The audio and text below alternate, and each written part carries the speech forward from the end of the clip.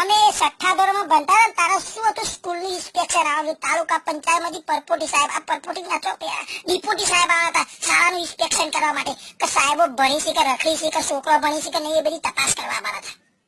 એટલે 2 દિવસ પહેલા સાહેબો એવું કર્યું હતું એકદમ બીજી જતા આગા પાછા થઈ જતા એટલે બધી પ્રાર્થના ભરાય ને એ અડધા કલાકની જગ્યાએ 1.5 કલાકની પ્રાર્થના કરી નાખી અને આખો કલાક સમજાય કરી સાહેબો કે કાલે તમારે બુસ્કોટ ને બટન હોવા જોઈએ ને ધોયેલો બુસ્કોટ નખ કાપેલા જોઈએ ને મોતામાં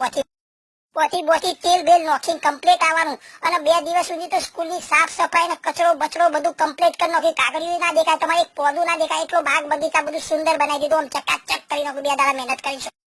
અને પછી સાહેબ આવી ગયા બીજા દાડા તો હવારે વેરા સરતા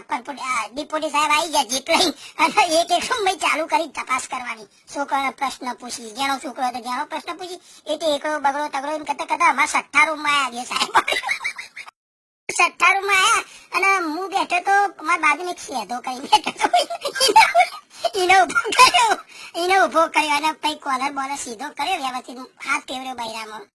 અને પછી ધીમા સાહેબે પ્રશ્ન પૂછ્યો બોલ શેધા આપણે હવા ખાવાનો સ્થળ કયો આપણા ગુજરાતની અંદર જે હવા ખાવાનો સ્થળનો નામ બતાવો ચલો એનો તમને સાહેબે ભણાવ્યું છે ને તમારી અત્યારે હાલ જે સમાજ વિદ્યાની પુસ્તક છે એની અંદર ભૂગોળની અંદર આ બધું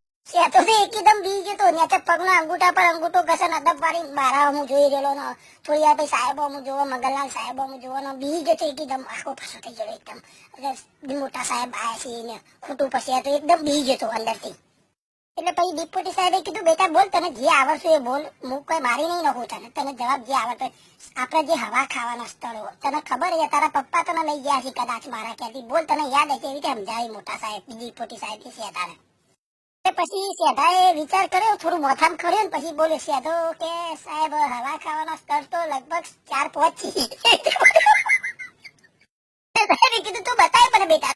પછી તો એકદમ શેઠાનામ તાકાત આવી ગઈ ડિપ્યુટી સાહેબે પીઠ થપથપાઈ તો બેટા બોલ ચિંતા ના કરે એવું બધું બોલે એટલે શેઠો અંદરથી એકદમ તાકાત આવી ગઈ અને ફટાફટ હવા ખાવાના સ્થળના નામ બોલવા મળ્યો પેલું તો વાયુદેવ ને પવનદેવ ને ચક્રીદેવ ને વાટીદેવ ને મોટું વાવાઝોડું હવા ખાવા સ્થળ એવી રીતે 4-5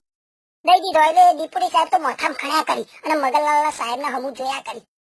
અને પછી ડિપ્યુટી સાહેબ તો કંટાળી બીજા રૂમમાં ગયા આગલા રૂમમાં તપાસ કરવા માટે પછી તો મગનલાલ સાહેબ પાછા આવતા કરે શેઠાને એવો બરાબર નો ધોઈ નાખીને ચાવી બાજુથી અને સમજાયું કે સાપુતારા બાપુતારા અંબાજી બંબાજી બધા ટેબા ખરા ને ઊંચા એના ઉપર હવા ખાવ સ્થળ કે આજે વોઢી ચક્રી પવન બધો જે આવે ને વાવાઝોડું આખો વિભાગ અલગ છે ઈકર હવા ખાવા જવાય ને એ હવા ઓટોમેટિક આપણા જોડે આવે એવી બધું